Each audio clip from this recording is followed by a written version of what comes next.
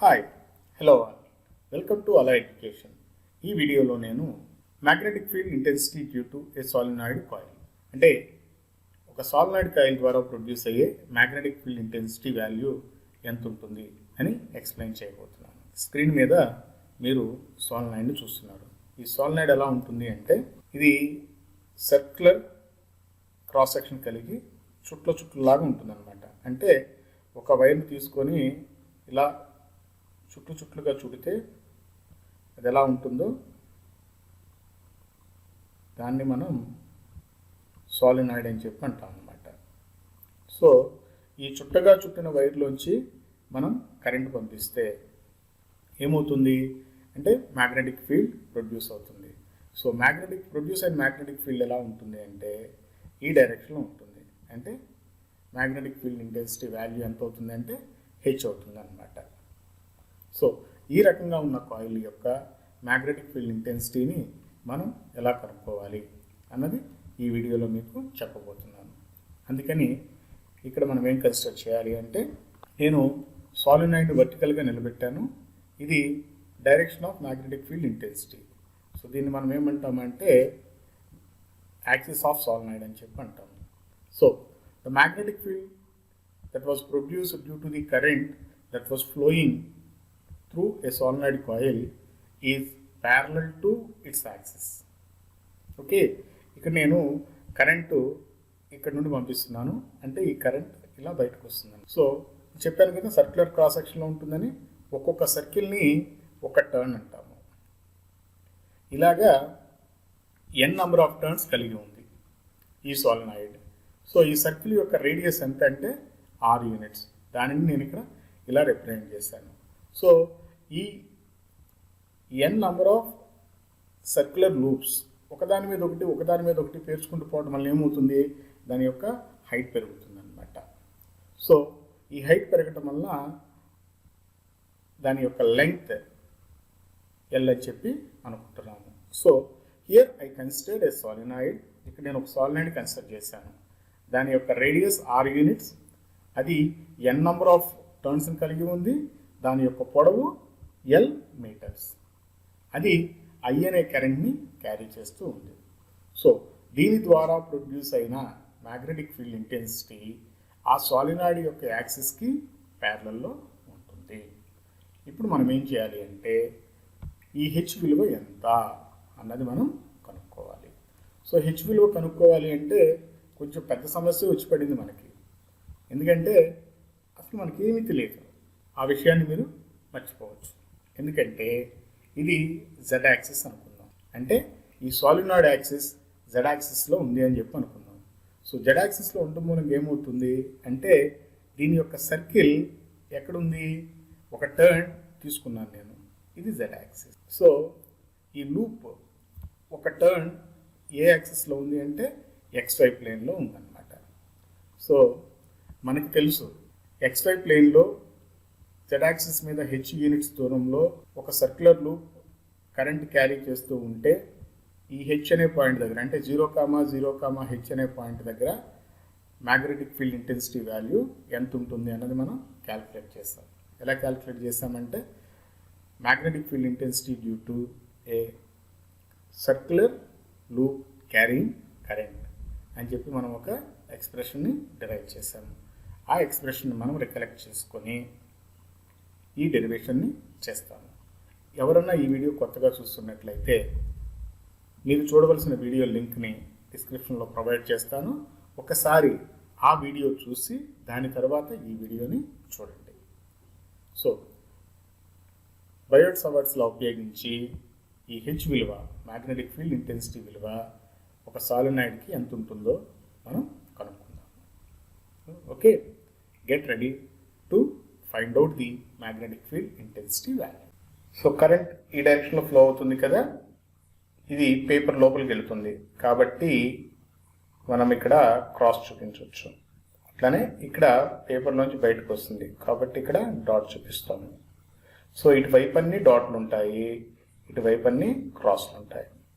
So నేను ఇదే డయాగ్రామ్ని ఇంకో విధంగా డ్రా చేయబోతున్నాను. చూద్దాం. హారిజాంటల్గా దీన్ని 90 degrees రొటేట్ చేశాను అనుకుందాం క్లాక్ వైజ్ డైరెక్షన్లో. ఇది magnetic field direction H. So ఇవన్నీ పైకి వస్తాయి, అలానే ఇవన్నీ కిందకు వస్తాయి. సో ఒక డాట్, ఒక క్రాస్, ఒక టర్న్ని రిప్రజెంట్ చేస్తాయి. సో దీని యొక్క లెంగ్త్ ఎల్ అయింది. సో యాక్సిస్ నుండి డిస్టెన్స్ ఆర్కి ఈక్వల్ అవుతుంది. ఇందులోంచి వెళ్ళే కరెంట్ ఇటు పైనుండికి ఇటువైపు నుండి వస్తుంది కాబట్టి, బయటకు వస్తుంది కాబట్టి I ఆంపియర్స్ అనే కరెంట్ ఇందులోంచి వెళుతుంది. Okay, so this is the geometric structure.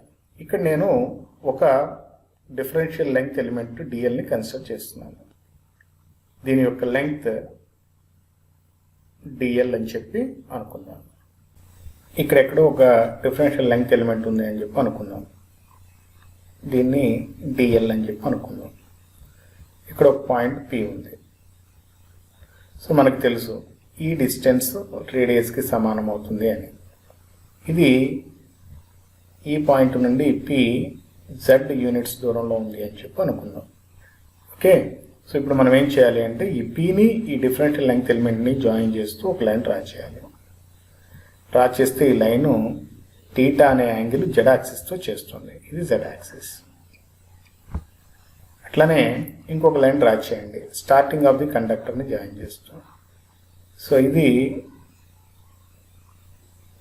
Theta 1 అని చెప్పి అనుకోండి. అట్లనే ఇది end point of the conductor కదా, సాలినాయిడ్ కదా, దీన్ని కూడా పీతో కలుపుతూ ఒక లైన్ డ్రా చేయండి. ఇది టీటా 2 అనుకోండి. ఈ పాయింట్ని ఏ అనుకుందాము, ఈ పాయింట్ని బి అనుకుందాం. ఇప్పుడు మనకి ట్రయాంగిల్ ఏపీబి తీసుకుంటే ఏబి లెంగ్త్ వచ్చి రేడియస్కి సమానం అవుతుంది, పిబి లెంగ్త్ వచ్చి జెడ్కి సమానం అవుతుంది. సో ఇక్కడ మనం ఒక రిలేషన్ ఎస్టాబ్లిష్ చేద్దాం. Cos theta is equal to R by Z.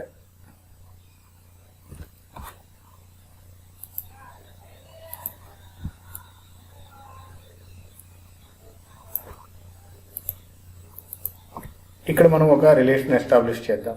tan theta is equal to opposite side అంటే AB opposite side, adjacent side వచ్చి PB Z, R R is equal to Z tan theta. ఇక్కడ మనకు unknown value Z కాబట్టి Z is equal to are cot theta అవుతుంది. ఎందుకంటే ఈ Z distance, ఈ point P అనేది జెడ్ యాక్సిస్ మీద ఎక్కడైనా ఉండొచ్చు. అప్పుడు ఈ జెడ్ డిస్టెన్స్ ఎంతైనా కావచ్చు అనమాట. కాబట్టి ఇప్పుడు d z is equal to minus are cosecant square theta d theta అవుతుంది. ఓకే, సో ఈ డిజెడ్ వాల్యూ ఎందుకు కనుక్కున్నానో ఇప్పుడు చెప్తాను. మనకి సాలినాయిడ్ ఇచ్చాడు. సాలినాయిడ్ అంటే ఏంటి? సర్క్యులర్ రింగ్స్ కొన్ని పక్క పక్కన పెట్టడం వల్ల దాని యొక్క పొడవు ఎల్ అయింది. సో ఈ ఎల్ లెంగ్త్ కలిగిన సాలినాయిడ్లో నేను డిఎల్ లెంగ్త్నే కన్సిడర్ చేశాను, ఒక డిఫరెన్షియల్ లెంగ్త్ కన్సిడర్ చేశాను. ఈ ఎల్ లెంగ్త్లో ఎన్ని నంబర్ ఆఫ్ టర్న్స్ ఉన్నాయి? ఎన్ నంబర్ ఆఫ్ టర్న్స్ ఉన్నాయి. మరి డిఎల్ లెంగ్త్లో ఎన్ని టర్న్స్ ఉంటాయి? తెలియదు కదా. దాన్ని ఎలా కనుక్కోవాలో చూద్దాం. ఎల్ లెంగ్త్కి ఎన్ టర్న్స్ ఉంటే 1 మీటర్ లెంగ్త్కి ఎన్ని టర్న్స్ ఉంటాయి అంటే n by l turns would be there per unit length అనమాట. దీన్ని స్మాల్ n అనుకుంటున్నా. అంటే 1 మీటర్ లెంగ్త్లో n by l number of turns ఉన్నాయి. ఇది n అనుకున్నాను. సో ఇప్పుడు డిస్టెన్స్ ఎంత? ఇది మనకి ఇక్కడ ఎక్కడో పాయింట్ P ఉంది. ఇక్కడెక్కడో పాయింట్ బి ఉంది, వీటి మధ్య దూరం ఎంత? జెడ్.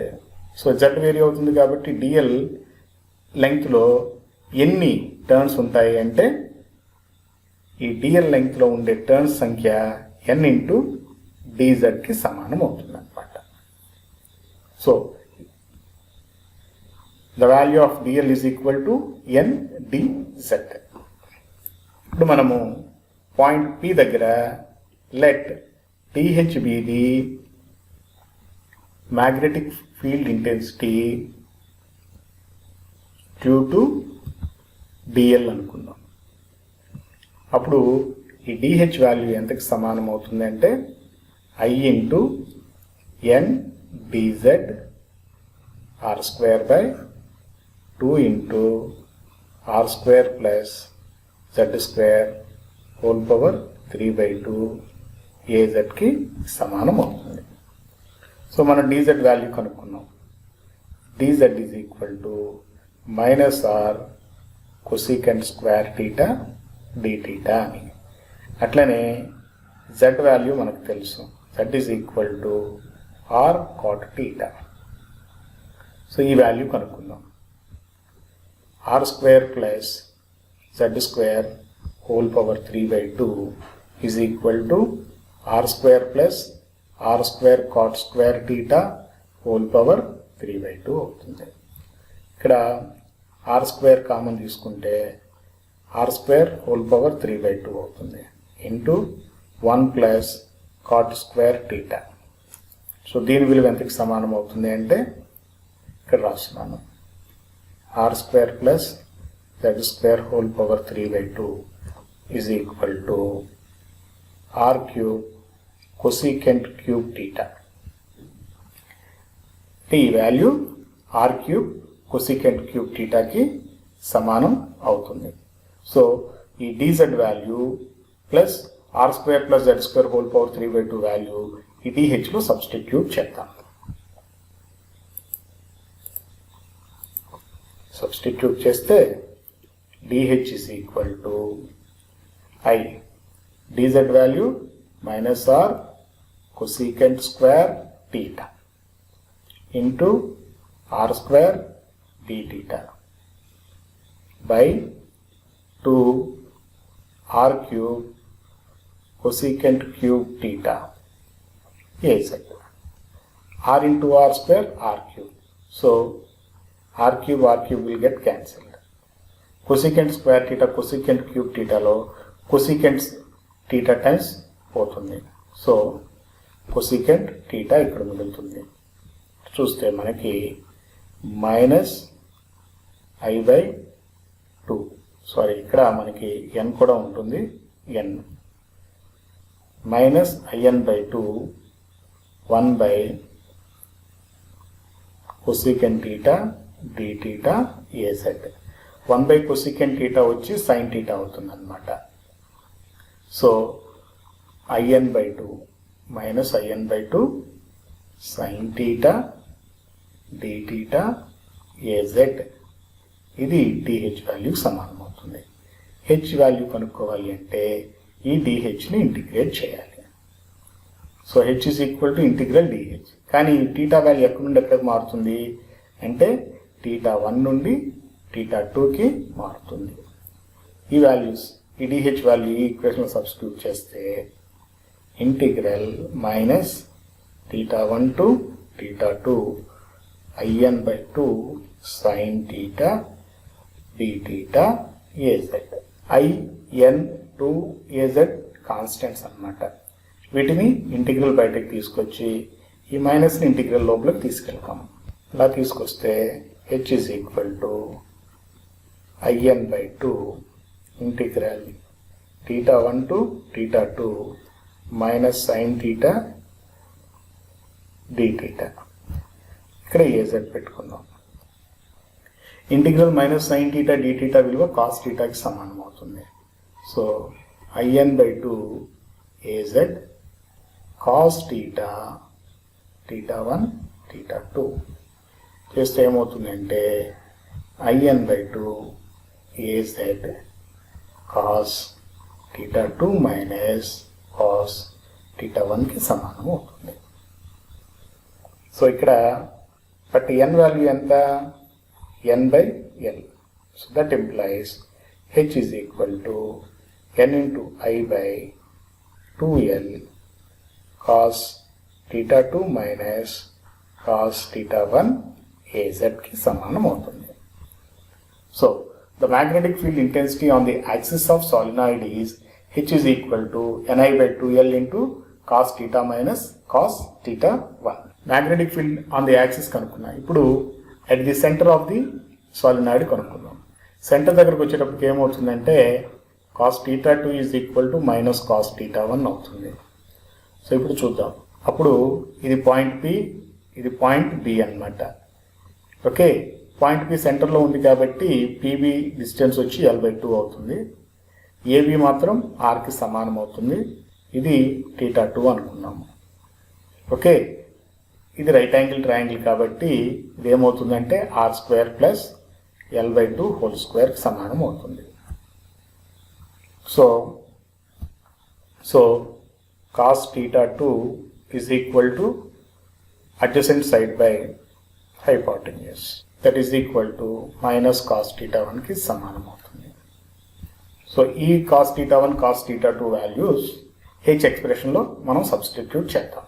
మనకి తెలుసు h is equal to ni by 2L into cos θ2 minus of minus cos θ1 AZ, that is equal to n by 2L into 2 cos θ2 AZ.